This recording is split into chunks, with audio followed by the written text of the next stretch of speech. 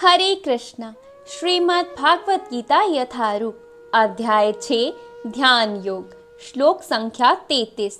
अर्जुन ने कहा, हे मधुसूदन, आपने जिस योग पद्धति का संक्षेप में वर्णन किया है वे मेरे लिए अव्यवहारिक तथा असहनीय है, क्योंकि मन चंचल तथा अस्थिर है। तात्पर्य: भगवान कृष्ण ने अर्जुन के लिए योग पद्धति का वर्णन किया है। उसे अर्जुन अपनी असमर्थता के कारण अस्वीकार कर रहा है।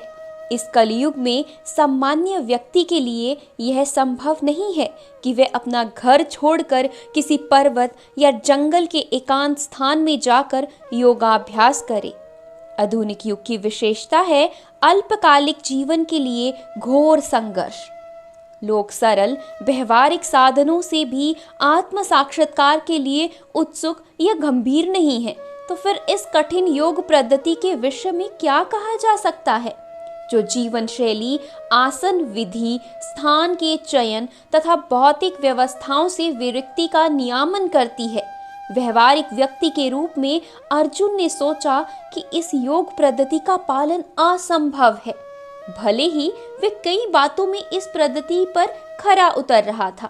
वह राजवंशी था, उसमें अनेक सद्गुण थे, वह महान योद्धा था, वह दीर्घायु था, और सबसे बड़ी बात तो यह है कि वह भगवान श्री कृष्ण का घनिष्ठ मित्र था। 5000 वर्ष पूर्व अर्जुन को हमसे अधिक सुविधाएं प्राप्त थी, तो भी उसने इस योग पद्धति को स्वीकार करने से मना कर दिया। वास्तव में इतिहास में कोई ऐसा प्रलेख प्राप्त नहीं जिससे ये ज्ञात हो सके कि उसने कभी योगाभ्यास किया हो। अंततः इस पद्धति को इस कलयुग के लिए सर्वथा दुष्कार समझना चाहिए।